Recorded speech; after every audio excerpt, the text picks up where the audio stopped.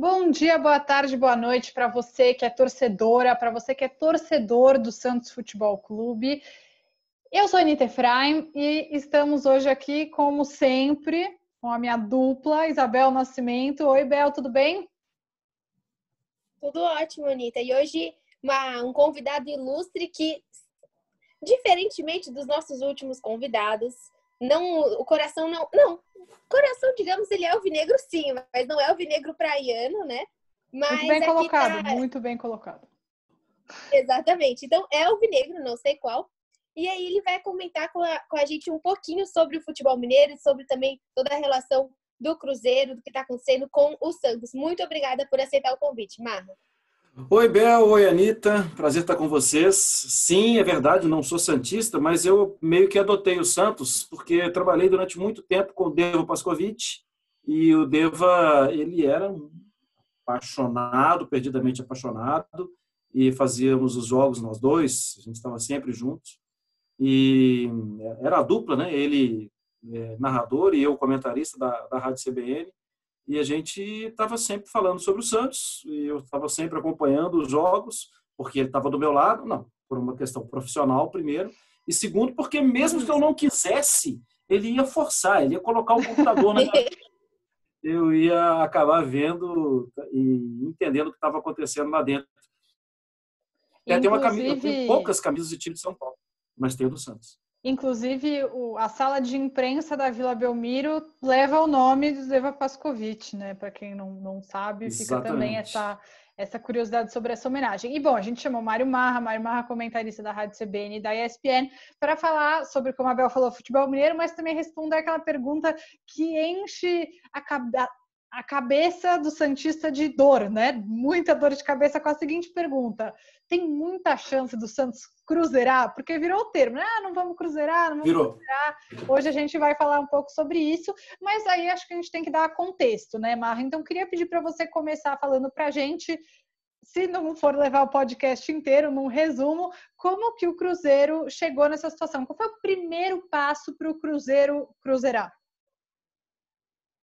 Então, o primeiro passo, eu acho que ele nem é financeiro.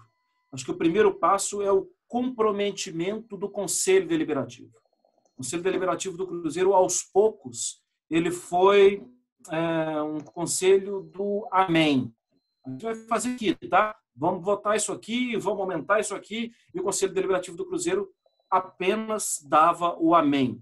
Eu até entendo, Anita e Bel, que os conselhos no futebol brasileiro, de forma geral, eles pouco atrapalham, entre aspas, os planos da direção. Mas falar amém para tudo é um erro muito grave. Por quê? Porque você acaba permitindo que o diretor, que o presidente, que ele toque os projetos dele e, assim, você acaba aprovando contas que não são verdadeiras, você acaba se complicando porque você está acostumado a baixar a cabeça e a falar que sim. Então, esse foi um primeiro ponto. Um segundo ponto é que quando o Conselho do Cruzeiro começou a reclamar de algumas coisas, a questionar algumas ações, o Conselho do Cruzeiro foi agraciado com cargos, com ingressos, com obras na Toca da Raposa. O Cruzeiro tem alguns clubes sociais, né? Vamos construir ali um bar perto da piscina. Eu sou engenheiro, aí eu sou empreiteiro, Então, quem fazia isso, as obras, quem cuidava das coisas, era gente indicada pelo próprio Conselho do Cruzeiro. Então, a coisa foi, num primeiro momento, por simples questão de falta de pulso na hora de vetar, e num segundo momento já comprometendo a estrutura financeira e até mesmo administrativa, porque os conselheiros começaram a aceitar as coisas. E aí, imediatamente, aceitar recurso financeiro a ser pago por fazer alguma coisa. E, imediatamente, isso gera um terceiro problema, porque o Estatuto do Cruzeiro não permitia isso. Se você presta algum serviço para o clube, você tem que chegar lá no clube e entregar uma cartinha. Olha, eu quero me ausentar durante um tempo, eu quero ficar fora do conselho, porque eu estou fazendo uma obra na sede social do clube. Então, não é compatível, de acordo com o estatuto, que eu continue votando, porque eu acabo recebendo pelo voto. Mas os 31 conselheiros que estavam envolvidos nesses projetos, nesses programas, e nesse equívoco, os 31 conselheiros não entregaram as cartas. Gente, eu estou falando de 31. Era preciso comprar muita gente, hein, para baixar a cabeça. E aí a coisa ficou completamente comprometida. Porque a partir daí foram 3, 4 anos de muito abuso. E 3, 4 anos de muito abuso, eu acho que é uma situação que hoje nenhum outro, e especialmente, né, de cabeça baixa, acho que nenhum outro clube no Brasil faz. Porque os conselhos, por mais que eles aprovem contas, por mais que eles... E no Santos já deu muita confusão de conselho, né? Se tem uma coisa que o Conselho do Santos não faz é falar amém para tudo. Isso é bom. Isso é bom, né? Porque por mais que assim, cada um acabe querendo defender um lado, um ponto de vista, a pessoa que estiver mal intencionada, ela não vai conseguir, porque tem oposições lá dentro. Então, ela vai ter que ser muito boa no projeto dela. Então, eu acho que hoje é difícil falar em cruzeirar dessa forma. Mas cruzeirar numa questão financeira de longo tempo, que está em dívida, que não sei o quê. Eu acho que nesse sentido muitos clubes no Brasil conjugam esse verbo, mas não da forma tão fatal como foi a forma no Cruzeiro. E até continuando, né, no território mineiro, você acha que a escolha e aceitar, da forma que o Atlético Mineiro aceitou, as imposições do São Paulo também acaba sendo esse tipo de atitude, quando você falou de dizer sim para tudo? Você acha que foi um erro? Até porque o santista, a gente fala de viúva de São Paulo, né? Porque muitos de nós, nosso coração é ainda. Então, eu não sou, mas tenho amigos que são, tá? Queria falar. É muito difícil, assim, é um golpe para mim não ver o São Paulo no Santos e ver no Atlético Mineiro, que sinceramente eu acho que não é um time que tem muito mais estrutura e muito mais coisa para dar para o São Paulo, em termos de material humano mesmo, né? Você acha de dinheiro também, né? Claro. O Atlético tem uma situação um pouco diferente da situação do Cruzeiro, que é essa questão do conselho mais dividido, tanto que foi o último a entregar, se é que entregou, o balanço, né, a aprovação das contas da gestão passada e os 6 meses da atual gestão. Demorou muito a entregar.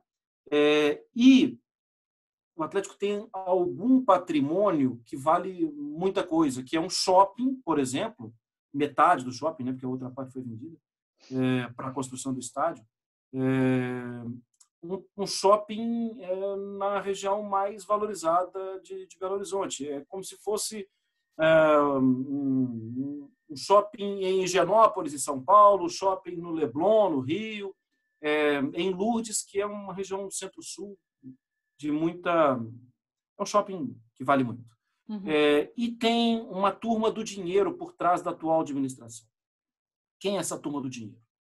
O Rubens Menin, que é um dos maiores empresários no ramo de construção, né? Ele tem uma ele é um empreiteiro, ele é o cara da MRV, o cara da CNN, né? Ele é um grande milionário e ele e o filho dele estão muito à frente do projeto do estádio.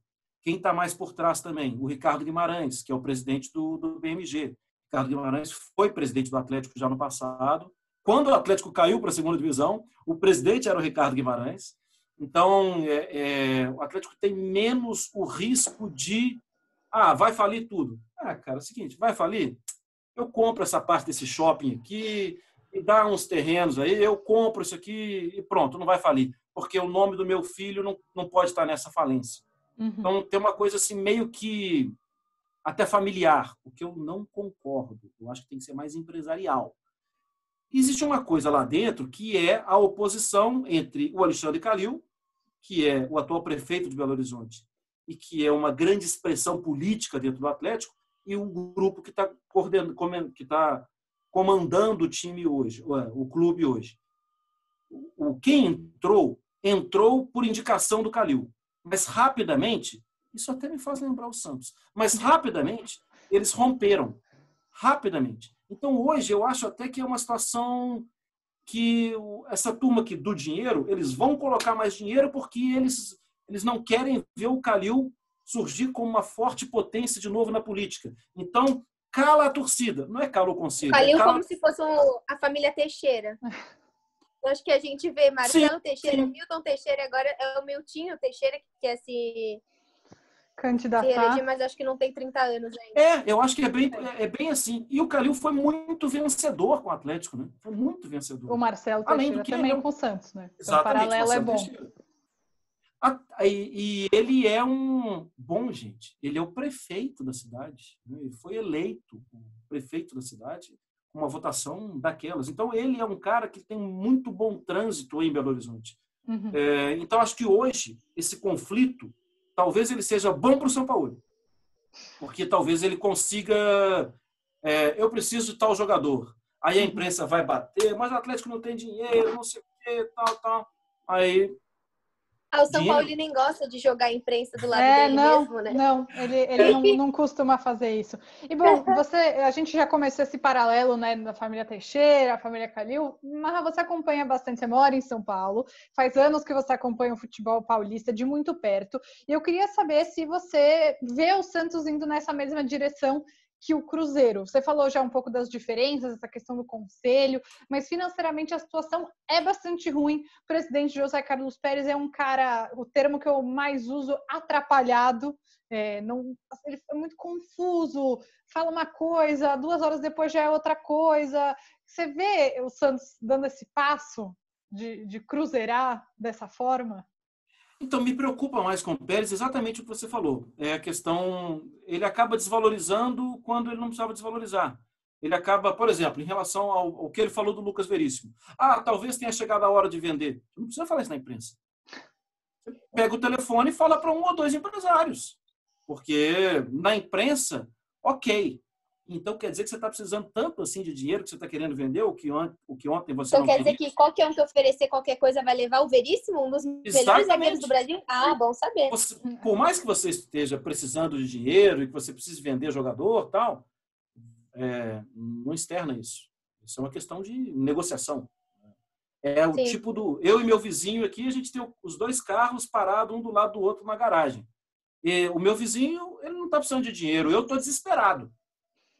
Se chegar no meu vizinho e oferecer R$10 pelo carro dele, ele fala, não quero, meu carro vale 12, mas meu carro está tranquilo. Se chegar em mim, compra por 6, porque não, vem cá, eu estou vendendo. Isso é uma coisa que a gente viu muito, esse exemplo me pegou muito, eu ouvi esse exemplo no Rodada Tripla, no podcast da Ana Thaís Matos com a Amanda Kesselman e a Bárbara Coelho, falando do Pedro, do Fluminense. O Pedro foi vendido por um valor patético, tipo assim, 9 milhões de euros, alguma coisa do tipo, muito baixo. E ele estava explodindo no Fluminense. E aí ele agora o valor de mercado dele é muito mais alto, porque ele é um bom jogador, só que o Fluminense estava desesperado para vender o Pedro. 9 milhões de euros é muito baixo. Para ter uma ideia, o Soteldo é avaliado em tipo 30. Então o risco é de o Santos passar pela mesma coisa e vender por um valor muito baixo. E não só com o Veríssimo, né, Anitta? Até para o Marra comentar, a gente, além do Veríssimo, a gente tem a possibilidade de perder o Caio Jorge e o Yuri Alberto por valores. E o Yuri Alberto, se não sair de graça, né, Bel? Exatamente. Isso para mim é claramente gestão. Mas eu ainda não consigo usar o cruzeirar. Eu acho que... Primeiro que acho que a gente tem que pontuar também uma outra situação. Vamos lá. A Inter de Milão queria vender o Icardi por 70 milhões. Esse era o valor. O Paris Saint-Germain fez um empréstimo do jogador. O jogador jogou uma temporada no Paris Saint-Germain e agora o Paris Saint-Germain comprou por 50. Mas a Inter queria 70. 50. Vendeu para ontem. Por quê? Porque os valores pós-pandemia, durante a pandemia, eles vão mudar. Então, isso vai ser uma dificuldade para todos os clubes e a gente tem visto que o Andrés tem falado no Corinthians também, né? O Andrés colocou a plaquinha do desespero. Gastou mal durante muito tempo, errou muito, é um time que tem uma folha inacreditável. Tem mais de 20 jogadores emprestados. incrível isso, tem ajudado muito o clube pelo Brasil e afora até, e agora está desesperado. Eu acho que as coisas vão ficar muito complicadas daqui a algum tempo, porque não entra dinheiro. Não entra dinheiro. Você não consegue ativar um compromisso com um parceiro seu, porque você não consegue jogar. Vou fazer uma ação no site. Cara, assim, essa ação no site ela é apenas para apagar incêndio, uma coisa pontual ali para resolver um tipo de problema, mas não é a folha não é uma ação que vai te permitir sonhar. Então, eu acho que todos os clubes vão passar por isso. E o Ancelotti falou sobre isso recentemente, atual técnico do Everton, de Carlo Ancelotti, todo mundo conhece. Ele falou, talvez os valores do futebol sejam valores de pé no chão. E aí tem um problema para quem já tinha dívidas no passado. E aí você vai juntar no pacote do futebol brasileiro quase todo mundo.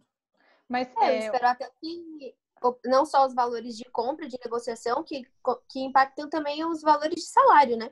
Que entra um pouco mais... O Santos teve um grande problema com a redução dos salários, porque muitos santistas falaram, por que eles estão reclamando? Se de 400 está indo para 200. Só que são contratos. Os contratos do Santos são mal feitos. E até falando de gestão, aí o Pérez está chegando no fim do triênio dele. Você acha que um novo perfil de gestor dentro do Santos pode melhorar essa mudança e corrigir esses... Não tudo, né? Porque a gente sabe, por exemplo, que o Santos paga 4 técnicos. Então, assim, são coisas que não é um novo gestor chegar que vai mudar. Mas você acredita que a mudança do gestor, desse presidente também, possa melhorar esse time?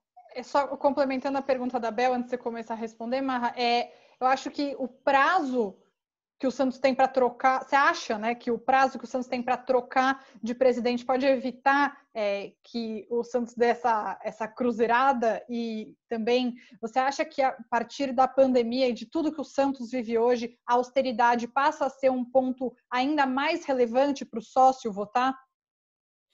Sim, Anitta, mas eu acho tudo muito difícil no futebol brasileiro. E porque, por mais que seja uma necessidade, eu acho que para muita gente ainda não é um conceito. As pessoas não entenderam que não dá para fazer a política do clube como a nova política do clube não cabe na cabeça de gente que vive a velha política dos clubes, né? Dos clubes. Aquela de em algum momento eu tenho que torcer contra o time porque senão eu não coloco alguns amigos no conselho. Então, os caras acabam barganhando vaga em conselho, vaga em algum posto no clube, em assessoria de comunicação e por aí vai.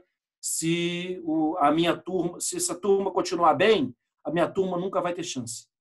E isso é uma coisa que tem que ser varrido dos clubes no futuro, na verdade hoje, né, gente? Na verdade hoje. E eu acho que, durante um tempo, quem se adaptar rapidamente tem mais chance de sobrevivência a longo prazo. Não estou falando que vai morrer clube do tamanho do Santos, clube do tamanho do Atlético, clube do tamanho do... Mas quem não fizer, por exemplo, o que faz o Atlético Paranaense, o que fez o Grêmio, tem menos chance de ser competitivo. Vai ficar quem demorar mais, vai ficar muito mais tempo para entrar nos eixos e vai viver de uma temporada em que foi lá e foi campeão, uma temporada em que foi campeão paulista, uma em que foi campeão mineiro, mas não disputa mais nada fora das fronteiras do estado. Então, eu acho que a necessidade de adaptação, o Santos tem uma dificuldade, porque por mais que eu, vindo de Minas, e olha, eu vou até falar isso aqui, isso é meio... Quando eu cheguei aqui em São Paulo, vindo de Minas, depois de trabalhar na imprensa mineira por muito tempo, eu ficava horrorizado, às vezes, com o que eu ouvia. Não, mas se não der tempo, a gente não fala do Santos. Vocês estão ficando loucos? Como assim? Não, porque Corinthians, São Paulo e Palmeiras. Tal. Gente, só eu que estou achando isso estranho, porque vindo de fora, eu sempre achei o Santos um gigante. O Santos é o Santos. Mas muita gente em São Paulo parece que faz questão de colocar o Santos fora do grupo. A gente concorda com você. Sendo que eu acho que isso é um completo tiro no pé. Porque você tem 4 forças. Você vê o Rio com 4 forças e os paulistas, que têm a 4ª força, gigante, faz questão de minimizar uma das forças. Pô, mas peraí, você está querendo perder competitividade? Se vocês 4 estiverem juntos, vocês 4 podem fazer coisas maiores. Só que nem e é uma coisa do... Você que é muito fã do futebol inglês, eu admiro muito no futebol inglês. Que assim, se um time tá mal, eles preferem levantar o último time, fazer alguma coisa, porque quanto mais o campeonato inglês for mais forte, mais você consegue patrocinador, mais você consegue visibilidade para o campeonato. E até uma coisa que eu não vejo aqui, você sente agora na pandemia, até por conta das federações, que elas poderiam estar mais unidas? Por exemplo, se fosse uma decisão, talvez, da Federação Paulista, não se pagará, durante a pandemia, por exemplo, direitos de imagem. Você acha que falta um papel da federação nesse sentido? Até que a gente sabe que os times não são unidos mesmo. Eu acho que quase nada institucionalizado no futebol brasileiro funciona. Quase nada. Conselho Deliberativo de Clube, Federação Estadual, Confederação Brasileira, quase nada. Quase todos estão ali cumprindo etapas de ideias políticas que têm, ou pagando um preço porque receberam alguma coisa no passado e estão ali. Dificilmente tem alguma coisa bem organizada para chegar ao poder. Então, eu acho que falta muito. Os clubes não se unem também, né, gente? Os clubes não se unem, não existe a menor ideia de fazer alguma coisa junto. Estão citando a Premier League. Os clubes estão agora um cobrando coisa do outro. Quem que vai ter dinheiro para pagar? Não, deixa o Flamengo pagar a gente. No Gabigol, né? A Premier League tem... É outro planeta, completamente diferente. Agora existe se não fosse terminada a temporada, a Sky, que é a principal detentora dos direitos e de transmissão dos jogos da Premier League, ela está também com problemas financeiros. Problema financeiro é uma coisa meio pesada, mas ela também não está conseguindo fechar como pensou que fosse fechar no passado. Então, existe a possibilidade da Sky começar, não pagar o que precisava pagar ainda para essa temporada e começar na próxima temporada alguma coisa diferente. Então, os clubes perderiam algum dinheiro. Então, como vai ser isso? São 20 clubes, cada um vai perder R$1? Não. O Liverpool, que é o primeiro, vai perder mais. O Norwich, que é o último, vai perder menos. Mas o Norwich vai cair para a 2ª divisão, mas ele está na atual divisão, então ele não vai poder pagar o mesmo que o Liverpool, que é o líder. Então, é quase que assim, se fosse aqui no Brasil, a gente ouviria. Então quer dizer que não vale a pena ganhar? Não é isso. É uma questão de equilíbrio, é uma questão de saúde financeira, sobrevivência. Se aquele lá está na frente, ele vai pagar um pouquinho mais. E, Marra, na sua opinião, por onde o Santos tem que começar a mudar? Qual é que é o primeiro passo dessa escalada para sair do buraco? E como que a torcida pode ajudar? Eu acho que a torcida pode ajudar ficando atenta, cobrando, sendo muito participativa. Acho que a torcida pode fazer o que vocês estão fazendo, que é um olhar atento, que é ser porta-voz, ser chato, né, com o clube, ser crítico com o clube. Porque torcer por torcer, gente, qualquer um torce. Eu acho que o torcedor, o apaixonado, e o que vocês estão fazendo pelo Santos, que é o amor de vocês, é zelar pela permanência do amor de vocês. Vocês querem que ele seja cada vez mais forte. E o que, em relação a primeiros atos, auditoria em tudo, não estou falando só financeiro, dar uma olhada em todas as relações do clube e profissionalizar todos os departamentos. Todos os departamentos. Mas isso quer dizer que o Santos, então, não vai fazer isso, não vai fazer aquilo. Olha, talvez queira dizer. Talvez queira dizer que o Santos não vai ser durante um tempo competitivo. Mas o que você prefere? Que ele não seja durante um tempo competitivo e ele continue se endividando e, nesse mesmo tempo, possivelmente não ganhando nada, ou que ele deixe de ser competitivo, mas que ele te apresente a cada 6 meses. Conseguimos pagar esse boleto, conseguimos ficar livre dessa dívida, conseguimos... Eu acho que, olhando para 100 anos, 10 anos, é muito melhor ter um time que vai competir que ter um time que compete e não ganha, mas que talvez não dure tanto tempo. Para mim, exemplo é Grêmio e Atlético Paranaense. Porque alguém pode falar, mas o Flamengo ele é a principal marca do futebol brasileiro. Gente. É um clube que tem 30 e tantos milhões de torcedores, não sei o quê. É diferente, é um caso diferente. Uhum. Grêmio e Atlético Paranaense não são do mesmo centro. Os dois são do sul do país. E eles conseguem viver. Não dá para comparar também com Fortaleza, que consegue hoje viver, que é saudável. Porque o Fortaleza viveu durante muito tempo gastando muito pouco, porque também estava lutando para sair da terceira para ir para a segunda. Então, o Fortaleza se equilibrou e hoje ele consegue dar passos. Grêmio e Atlético Paranaense, para mim, são os alvos, as metas. A profissionalização, sem dúvida, é o melhor caminho, né? Certamente. Eu acho que é o único.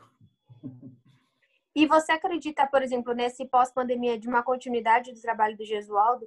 A gente sabe que a gente conversa muito sobre o Gesualdo, até a gente teve uma conversa com o Rafael Prats, e ele falou que para ele, o Gesualdo é o melhor técnico que o Santos poderia estar nesse momento, porque se eventualmente a gente estivesse com o Sampaoli, a gente estaria com o Sampaoli falando inúmeras coisas a respeito do Pérez, expondo o Santos.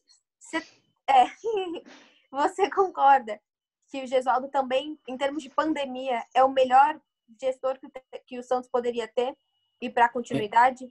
A questão para mim, Bel, o Santos concorda com isso? Porque se o Santos não concorda, vai ser um inferno sempre. E vai ficando mais complicado. Você diz tanto os jogadores ou nós? Não. Acho que a direção tem que bancar. Para mim, é direção de futebol e presidência.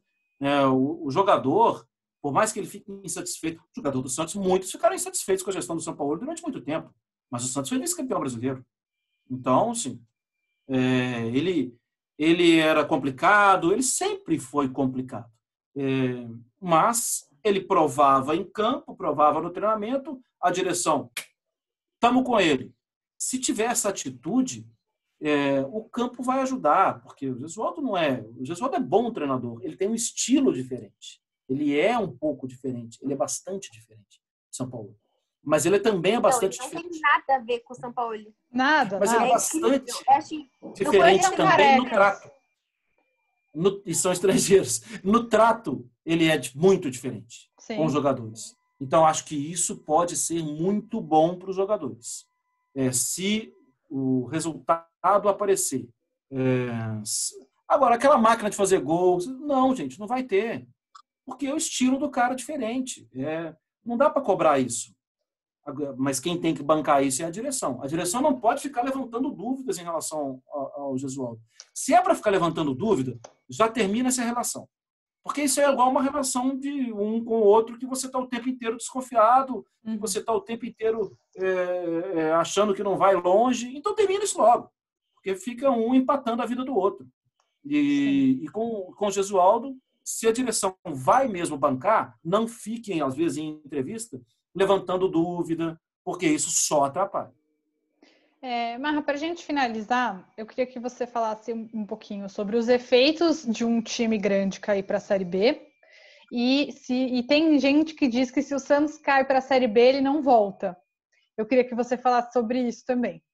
Eu acho que tem a velha história que o Santos vai virar portuguesa, né? Que eu ouço muito na redação de alguma TV. Inveja, Isabel, isso é inveja. O maior clube da Série B no Campeonato Brasileiro de 2020 é o Cruzeiro. O Cruzeiro vai ter todas as dificuldades possíveis. O Cruzeiro vai viajar muito mais que ele viajava na Série A, vai ter muito gasto com isso, vai ter uma tabela, ainda mais pós-pandemia, que vai ter... Praticamente os jogadores não vão parar em casa, porque eles vão sair, trocar de roupa, vão para o aeroporto, vão jogar, tudo. Ainda assim, e mesmo tendo perdido 6 pontos, já começa a competição com um débito de 6, o Cruzeiro é o favorito para subir. Então, por quê? Porque é o time de maior torcida, é um time que tem uma história, é um time que tem bons jogadores ainda assim. Então, tá bom. Qual outro time tem um Fábio no gol? Não, assim, tem esse tipo de coisa que eu tenho certeza que times maiores, quando caem, eles têm mais chance de subir. É claro que a gritaria é muito maior, é claro que o pavor é muito maior. Que perder é um problema muito maior na Série B. Você viu quem veio te dar um oi, Mário Marra? É o Dodô. É o Dodô. Ih, ele bocejou, acho que ele tá com sono desse papo. Ele não tá nem ouvindo, é por isso. Então, é claro que quando perde, a gritaria é maior, mas ganha 3 seguidas, para você ver. Como os outros morrem de medo. É isso, gente. Então, assim, um time grande, quando cai, e aí eu não vou falar... eu vou falar desses que a gente conhece, tá? Esses times grandes, se eles caírem, eles são ainda assim no próximo ano os favoritos. O problema não pode ficar muito tempo, porque você trabalha muito tempo com valores muito baixos e muito diferentes do que você planejou antes. Aí você que eles dizem que o medo do Santos também é você ficar muito agoniado, se assustar, porque times, infelizmente, como o Vasco e o Botafogo, que são gigantes, estão acostumados a ficar na degola, a ter receio. O Santos, eu tenho muito receio por 2 coisas. Eu não acho que a torcida apoia tanto como, por exemplo, fez a do São Paulo há 2 anos atrás. E eu acho que o time se desespera pela pressão de nunca ter caído. Eu acho que o medo do Santos, nós torcedores sentimos muito isso. Não, eu acho que faz todo sentido sentir. sentir. Porque é horrível passar por aquilo ali. É um constrangimento e, ao mesmo tempo que você é muito grande, você teme pela vergonha que você pode passar, né? E causar aos seus torcedores. Mas, gente, eu não consigo imaginar o Santos em zona de rebaixamento. Olha, não consigo mesmo. Deus te ouça, Marimar. O Santos não ganhou clássicos no Campeonato Paulista, mas o Santos é o time. O Santo André e o Santos, as pontuações. Mas o Santos na Libertadores, qual o problema? O Santos vai jogar, vai fazer bons jogos. Existe uma ideia ali, é uma ideia mais lenta, não te dá resposta imediatamente, mas é uma ideia pode ser mais sólida com o passar do tempo. Mas, repito, se a direção tiver com dúvidas, eu acho que vai ficar sempre adiando problemas. Não pode ter dúvida. Mário Marra, muito obrigada pelo seu tempo, por, enfim, usar as cores alvinegras do seu coração para falar sobre as nossas cores alvinegras do coração. E é isso, né? Seja muito bem-vindo sempre ao Alvinegras da Vila. O espaço está sempre aberto para você, que, enfim, está sempre em lugares de muito prestígio, e também no nosso podcast, que também tem muito prestígio, eu diria. Sucesso para vocês, fiquei muito feliz. Obrigado, Bel, obrigado, Anitta. Prazer estar com vocês. E contem comigo sempre. E sempre podem acreditar que o espaço da transformação é verdadeiro. Eu aprendi isso. Muito obrigada, Marra. Então é isso. Deixe seu comentário se você está vendo no meu canal ou se você está vendo pelo Spotify ou por alguma plataforma de áudio. Anitta, qual que é o e-mail que a pessoa pode mandar? Pode mandar no alvinegras.vila@gmail.com. A gente recebe o seu e-mail com muito carinho e também deixar o seu comentário no canal da Bel. E se você está vendo no canal da Bel, no Imparcialmente Santista, e aqui embaixo tá vermelho, tá errado, você não tá inscrito, você tem que se inscrever. Isso, gente. A meta é 20 mil em 2020. Então, faltam 4. Faltam 4 mil, mas o Mário Marra é um cara que com certeza vai trazer muita gente para o nosso podcast. Marra vai trazer 4 mil. Vou divulgar. Então tá bom, gente. Um beijo para vocês. Tchau. Tchau.